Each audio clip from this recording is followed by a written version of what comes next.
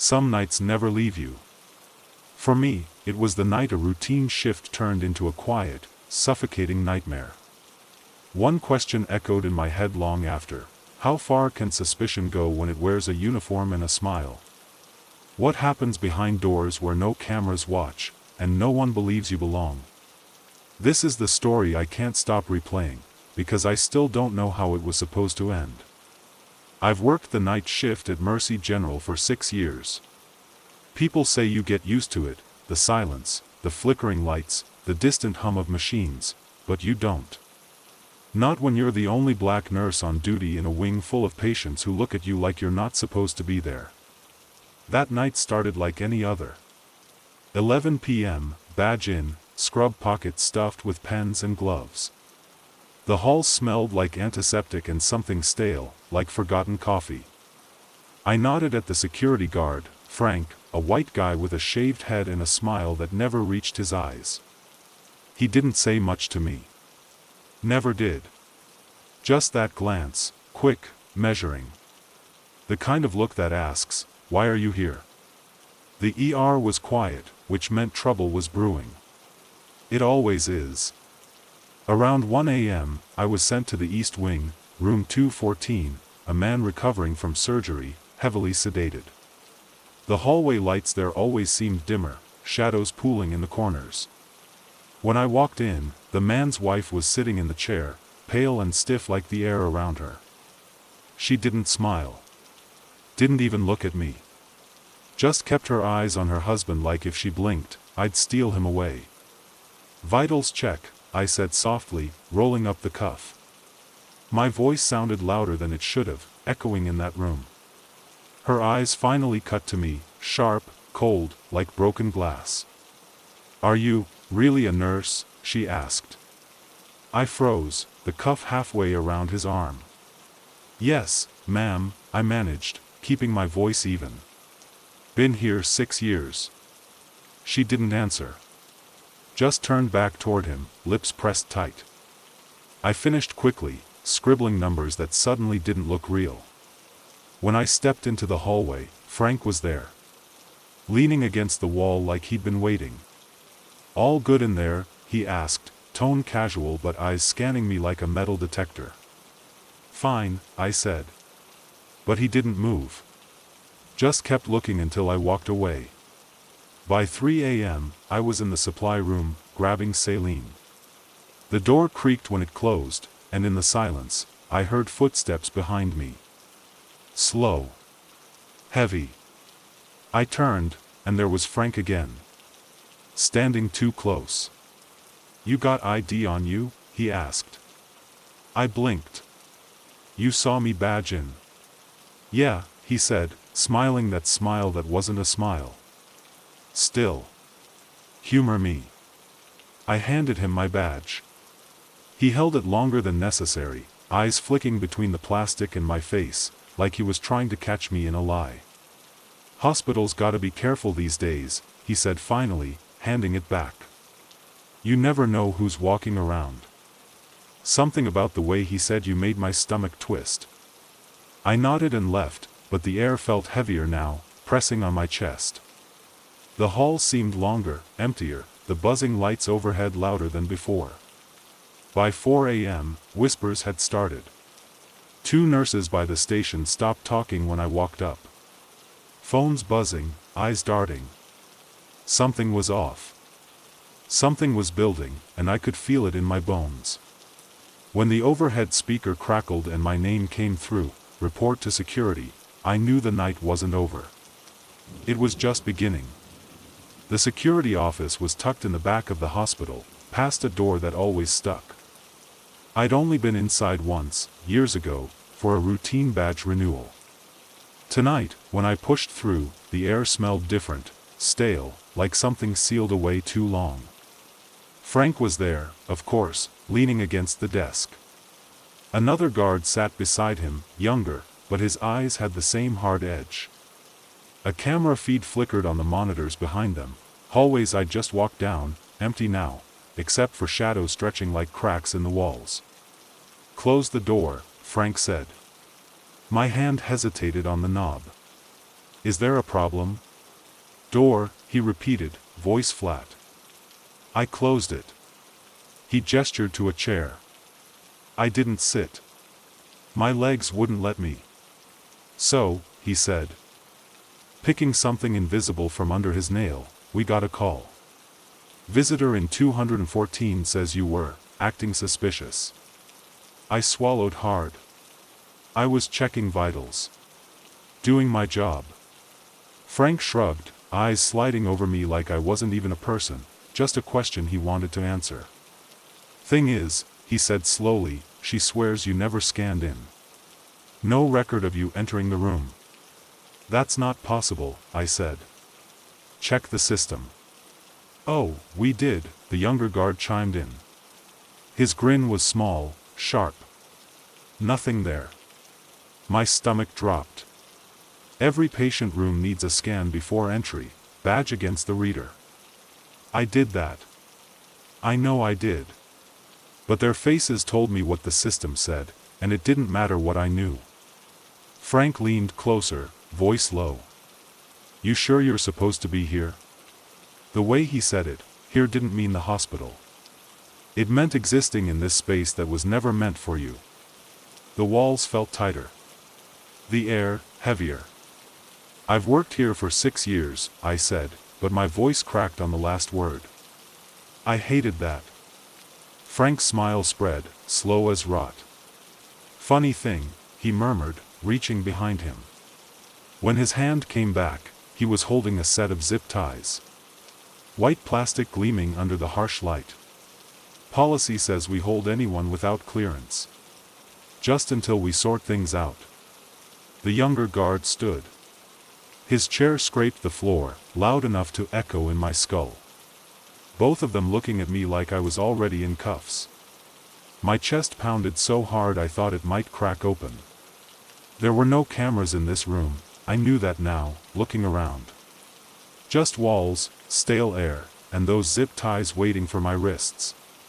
Frank stepped forward, voice almost gentle. Hands out. I didn't move.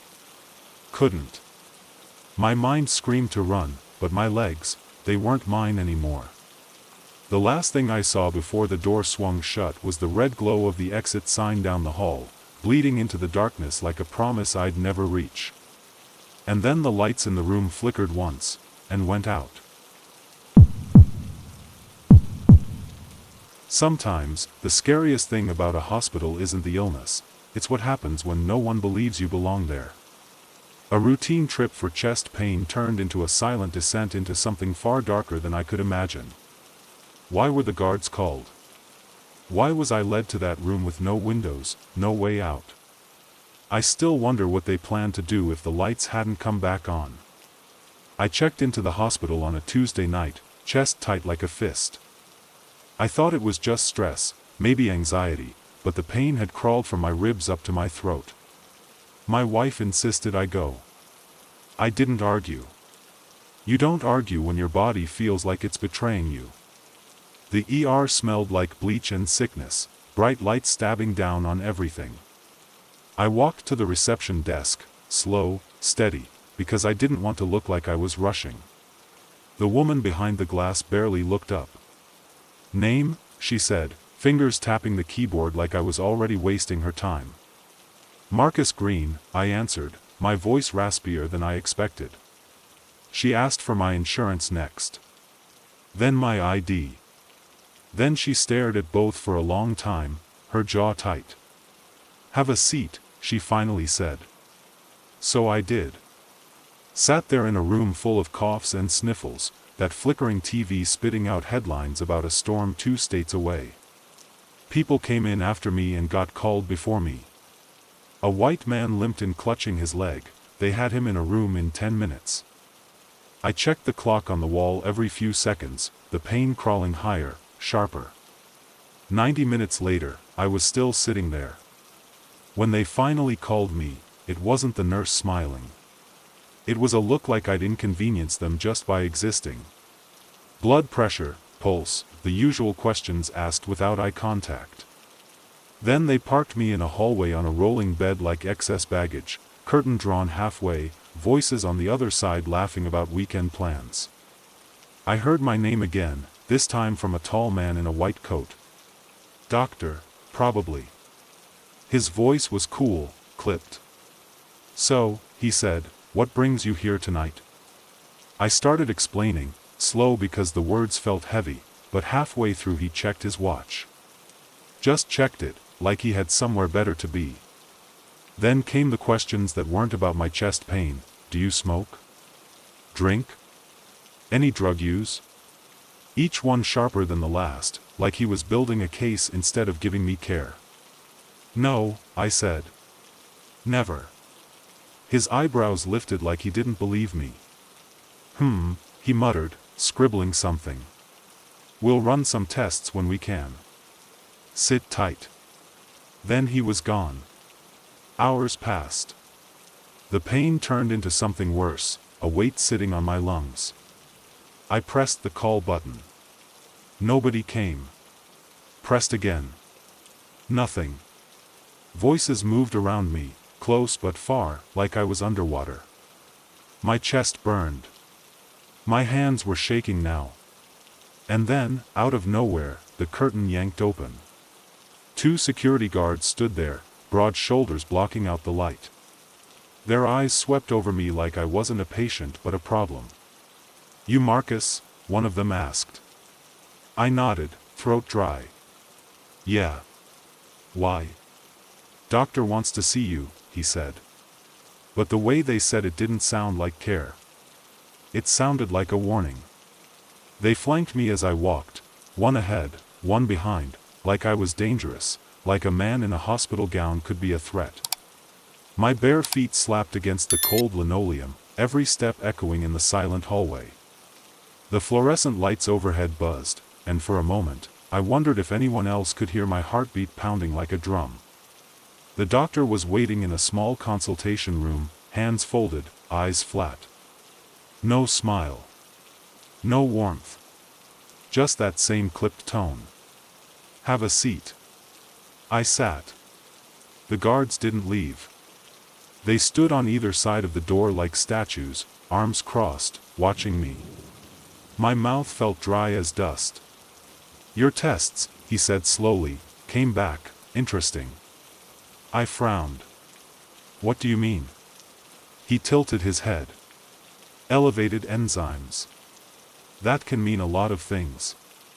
His pen tapped the folder like a metronome. But I need to ask you again, no drugs? No alcohol? I shook my head. I told you. No.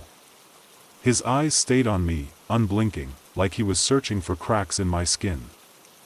Then he smirked, barely, just a twitch of the lips. Thing is, he said, leaning forward, your story doesn't add up. Something cold slid down my spine. What story? I asked. The doctor didn't answer. He closed the folder with a sharp snap, then nodded to the guards. Take him back. Back where? My voice broke, louder than I wanted, but they didn't answer. The guards just gripped my arms, firm, too firm, and steered me out of the room. My feet dragged against the floor. They didn't take me back to my curtain. They took me down a hallway I'd never seen, past rooms with lights off and doors closed. My breath came faster. My chest burned again, worse than before. Wait, I said, voice shaking. I can't breathe. Please. Keep walking, one of them said, his grip tightening. Finally, we stopped in front of a heavy gray door. One guard swiped a keycard. The door unlocked with a beep, swinging open to reveal a room with no windows, no bed, just a metal chair bolted to the floor. What is this? My words scraped out, weak and trembling. I'm a patient. Sit, the guard said. I didn't move. Couldn't. My knees were jelly, my chest a furnace. The second guard stepped closer, towering over me. Sit. Down. The doctor appeared in the doorway, silhouette framed by harsh light. We just need to keep you here, he said calmly, like this was normal. Like this wasn't a nightmare unraveling in fluorescent white. For observation, he added, but his eyes said something else. Something colder. The door slammed shut behind them. The lock clicked. And then the lights flickered, once, twice, before going black. Some nights, you think you're part of the team, until you realize the team doesn't see you that way. What started as a routine shift turned into something I can't forget: whispers about missing logs, a patient gone, and a locked room in the basement where questions weren't really questions. I still remember the sound of the lock clicking behind me, and the look in their eyes when they told me to put my hands out. I've worked security at Westbridge Medical Center for 8 years. Night shift. People think hospitals are quiet after dark, but they're wrong. It's a different kind of noise, the low hum of machines, muffled cries down sterile halls, wheels squeaking on polished floors. And the whispers. Always the whispers. I came in at 11 p.m. sharp, like always. Badge in, locker, radio check. It was a Tuesday, the kind of night where the air outside feels heavy, like rain's been promised but never delivered. The lobby smelled faintly of bleach and something metallic, like old blood hiding in the cracks.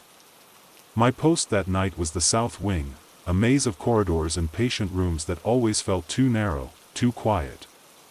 I walked it slow, boots echoing in the fluorescent glow. At first, nothing seemed off. Nurses nodded as I passed, some with tight smiles, some not even bothering. I'd gotten used to that. You learn quick when to take the hint, when to keep your head down. Around 1 a.m., I stopped by the security desk to log my rounds.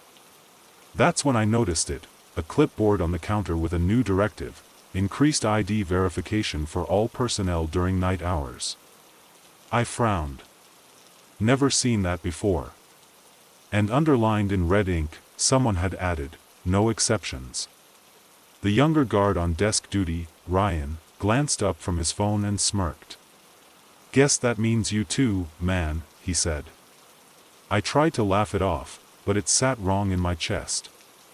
"You know me," I said. Ryan shrugged. "Policy's policy." It didn't feel like policy. It felt like something else. I finished my check-in and headed back to the south wing. The hall seemed darker now, even though the lights hadn't changed. I kept thinking about that clipboard. About the way Ryan looked at me, like maybe I didn't belong either. Half an hour later, I saw movement near room 318. A figure slipping inside, quick and quiet. I approached, hand on my belt. When I pushed the door open, it was just a nurse adjusting an 4. She froze when she saw me, eyes wide like a cornered animal. "Everything okay?" I asked. "Fine," she said, too fast, voice tight. "Just fine." Her eyes flicked to my badge like she needed to check it. Like maybe I was the intruder. I backed out slow, something cold settling in my stomach. By 3 a.m., the radio crackled, "All available security to East Hall. Possible unauthorized personnel." I was closest, so I went. When I turned the corner, 2 guards were already there, Frank and Miles. Big guys, both white, both standing over a woman in scrubs who looked terrified. "What's going on?" I asked. Frank didn't answer right away. He just looked at me, long and hard, like he was deciding something. Then he said, "New protocol. Everyone gets checked. Even staff." The nurse stammered something about leaving her ID upstairs, but they didn't care. Miles held out zip ties like it was nothing. And then Frank turned to me. "You too," he said. "Badge." I handed it over, trying to stay calm. But the way his eyes lingered on it, on me, felt wrong. Like he was waiting for a reason. "Any reason?" "You got a backup ID?" he asked. His tone wasn't casual. It was sharp. "Testing." My throat tightened. No. That's my badge. Frank looked at Miles, then back at me. Funny, he said slowly. System didn't log you in tonight. I felt the floor tilt under me. I knew I badged in. But the way they were looking at me now, like I was a suspect, not a coworker, made my skin crawl. Come with us, Frank said, voice low. Why? My voice cracked, too loud in that empty hall. Just a quick check, he said. You understand. But I didn't. Not then. And when they walked me toward the basement stairs, I knew this wasn't about policy anymore. The stairwell smelled like concrete and old water. A chill creeping up from the bottom like something alive. Their boots echoed behind me as we went down past the level where the lights still worked. I kept telling myself this was just protocol, just a misunderstanding. But the silence between their steps said otherwise. We reached a metal door marked restricted access. Frank swiped his card, the lock clicked, and they ushered me inside. The room was bare, gray walls, a metal table, 2 chairs, and a single camera lens blinking red in the corner. No warmth. No noise, except my pulse pounding in my ears. Sit, Frank said. I sat. My hands felt heavy in my lap, my badge still missing from my chest. Miles shut the door, the sound echoing like a gunshot. They didn't sit. They stood, blocking the exit like 2 pillars. Here's the thing, Frank started, voice slow, measured. System says you never clocked in tonight. No entry log. No rounds logged. Nothing. I swallowed hard. That's impossible. You saw me. He cut me off with a raised hand.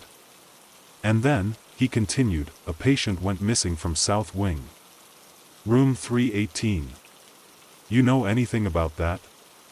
My stomach dropped like an elevator cut loose. No, I said, voice barely a whisper. I saw the nurse in there. That's all. Frank stepped closer, his shadow spilling across the table.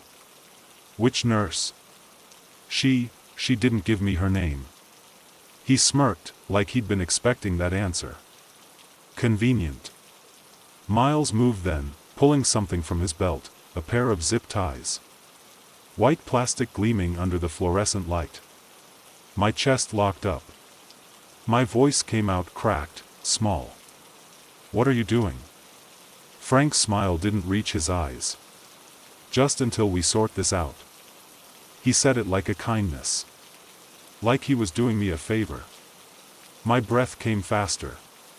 The room seemed smaller, the walls pressing in. The red camera light blinked, steady, watching everything.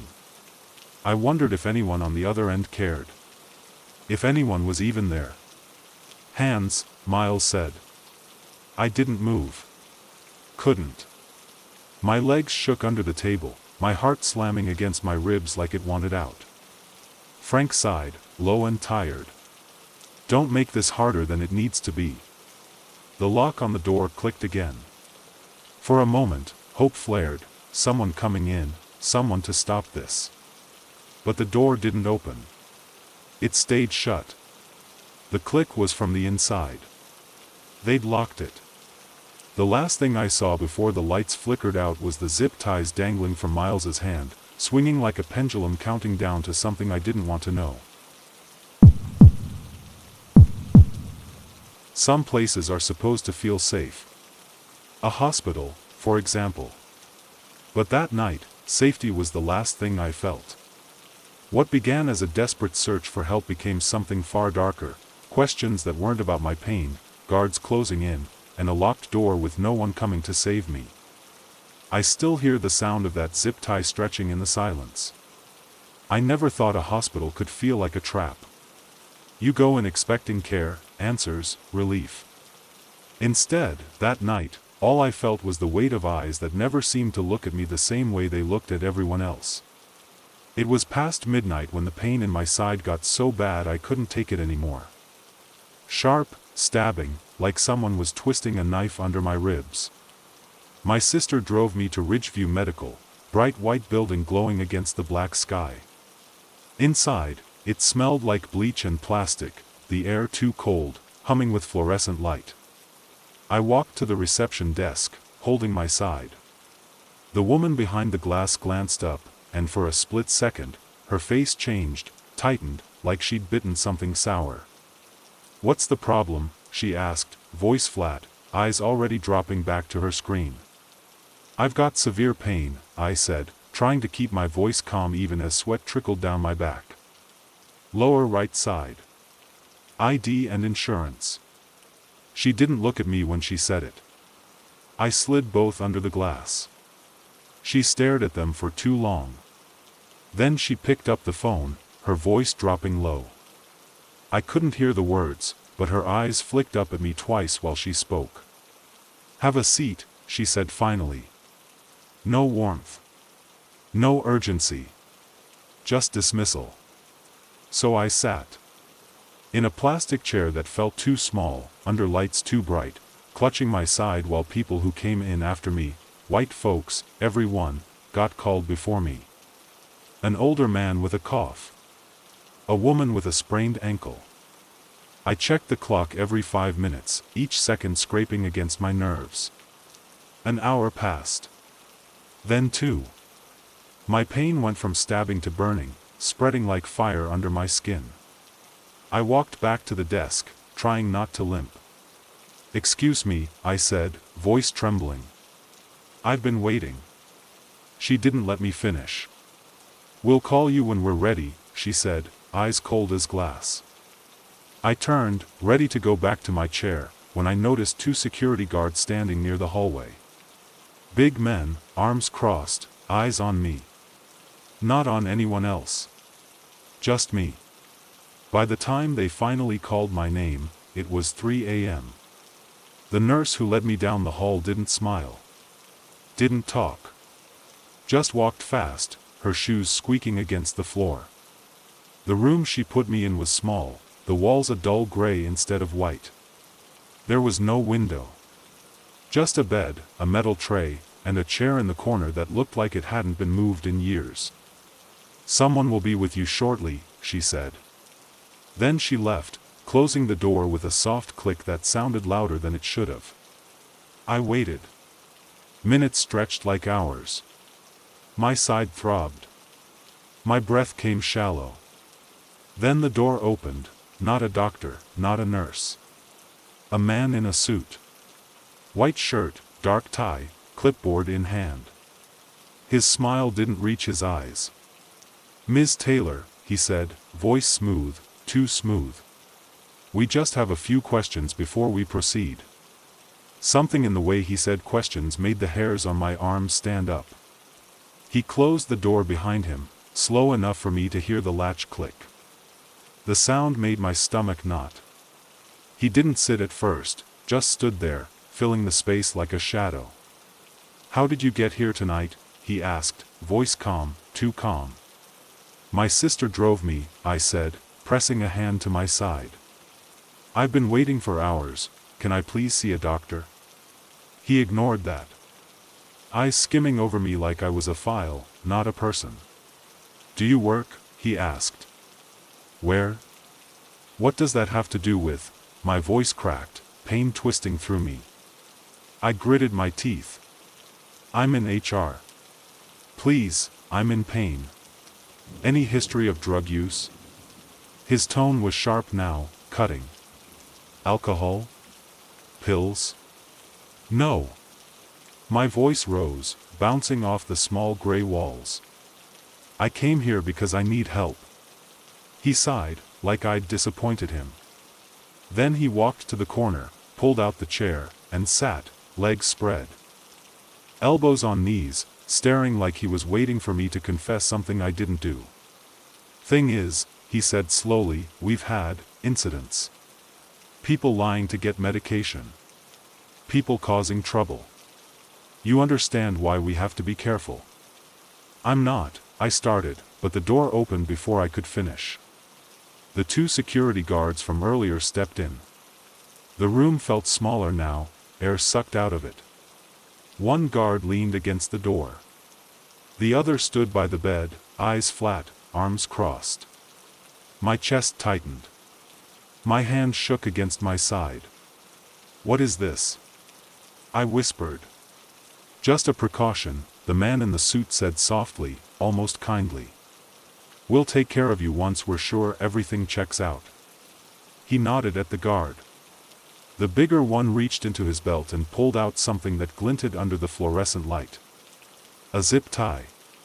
My heart slammed so hard I thought I'd black out. "No," I said, voice breaking. "Please, why are you doing this?" Neither of them answered. The one with the zip tie stepped closer, the plastic loop dangling like a threat. The other guard's hand rested on his hip, near the edge of his holster. The man in the suit just smiled that thin, empty smile. Hands where we can see them. My breath came in shallow gasps. The walls felt like they were closing in. The light overhead flickered once, twice, then held steady, buzzing loud enough to drown out my heartbeat. And then the door shut again, soft and final, cutting me off from everything beyond those gray walls. Hospitals are supposed to be places of trust, where your credentials mean safety. But the night I was called in for an emergency consult, that trust vanished the moment two guards led me away. A locked room, no cameras, and a pair of zip ties waiting in the glow of a single light. None of it was about medicine. It was about something else entirely, something I'll never forget. People think being a doctor means you're safe from judgment. That your title shields you from suspicion. But in a hospital, especially at night, your badge doesn't always carry the same weight as your skin. It was just after midnight when I walked into Crestline Memorial, pulling off my coat, the cold still clinging to me like smoke. The night shift always felt different, quieter, heavier, like the walls themselves were holding secrets. I'd worked here 7 years, long enough to know every creak in the floor, every flicker in the fluorescent lights. Long enough to know when something was off. I was on call for an emergency consult. The pager had buzzed at home, chest pains in a patient on 4B. Routine for me. At least, it should have been. When I badged in at the side entrance, the scanner flashed green. I heard the click, the door swinging open. Normal. But as I crossed the lobby, I caught it, a look from the security desk. 2 guards, both white, staring like they didn't know me. One whispered something to the other, and the second picked up the phone. I kept walking. You learn to. But my gut tightened.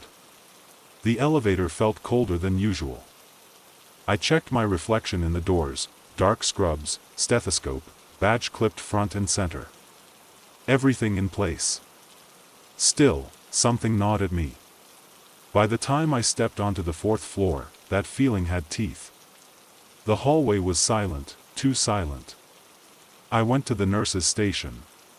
The woman there barely glanced up before her eyes darted down again.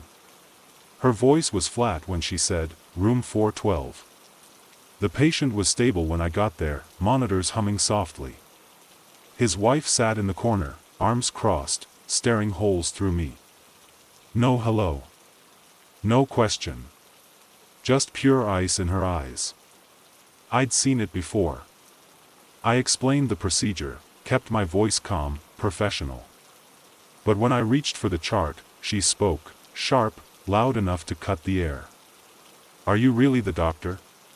My hand froze on the folder. "Yes, ma'am," I said evenly. "I'm Dr. Carter." She didn't blink. Didn't smile. Just stared, lips pressed so tight they turned white. I finished my exam, every movement careful, every word measured. When I left the room, my hands were trembling in my pockets. Halfway down the hall, my phone buzzed with a text from a colleague. "Security's asking about you. Everything okay?" My stomach dropped. I headed back to the station, trying to look calm. 2 guards were already there, Frank and Miles. Big guys. Broad shoulders. They turned when they saw me, faces blank but eyes sharp. "Dr. Carter," Frank said, voice slow, deliberate. "We need to talk." My mouth went dry. "About what?" "Couple of things," he said. "Why don't you come with us?" Every instinct screamed no. But their hands rested on their belts, and the nurses were watching from behind their screens, pretending not to. I followed them down the hall, past the elevators, past the glow of the exit sign, toward the stairwell that led to the lower levels, the part of the hospital where the lights were dim, and the cameras never seemed to work. My badge might have gotten me through the door upstairs. Down there, it didn't mean a thing. The stairwell swallowed every sound except the echo of our footsteps. My pulse thudded in my ears, louder with every step down. I wanted to speak, to demand answers, but something in their silence pinned the words in my throat. When we reached the sub-basement, the air changed, damp, metallic, like old pipes bleeding rust. Frank pushed open a heavy gray door, and they led me into a room I'd never seen before. No windows. Bare walls. A single metal chair bolted to the floor. The kind of room that makes you realize how easy it is to disappear. "Sit," Frank said. I stayed standing. "What is this? What's going on?" Miles shut the door behind me. The click of the lock sounded final. He leaned against it, arms crossed, blocking any way out. Frank stepped closer, holding my badge between two fingers. "Funny thing," he said, voice soft, almost amused. "System shows no record of you badging in tonight." My stomach flipped. "That's not possible. You saw." He cut me off with a slow shake of his head. "You sure you're a doctor, Doc?" The way he said it made my skin crawl. My degrees, my years of training, none of it mattered in that moment. To them, I was just a black man in scrubs. "I've worked here 7 years, I said, forcing my voice steady. "Call Dr. Bennett. Call anyone on staff." "We already did," Miles said, and his grin made my blood run cold. "Nobody's vouching yet." I stared at them, heart hammering. This wasn't a misunderstanding anymore. This was something else. Something deliberate. Frank reached to his belt and pulled out a set of zip ties, white plastic catching the harsh fluorescent light. "Until we figure this out," he said softly, "you're not going anywhere." My chest tightened like a vice. I took a step back, hands raised. "You can't." "Hands," Frank said, voice flat now. No smile. No pretense. Miles moved closer. The room seemed to shrink. The hum of the single light overhead was deafening. I thought of my phone upstairs in my locker, my wife probably asleep at home, trusting I was safe. Trusting the hospital was a place where justice lived. But in that gray room, with those blank eyes and plastic cuffs, I knew better. The lock on the door clicked again. For a second, hope sparked, someone coming in. But the door didn't open. They'd locked it from the inside. The last thing I saw before the lights flickered out was the zip tie stretching between Frank's hands, glowing white like a noose. Thanks so much for watching. Your support truly means the world to me. Every like, every comment helps this channel grow and keeps me going. If you enjoyed the video, please hit that like button and share your thoughts in the comments. I read every single one. And don't forget to subscribe so you never miss a new upload. My dream right now is to reach 100 subscribers, and with your help, I know it's possible. See you in the next one.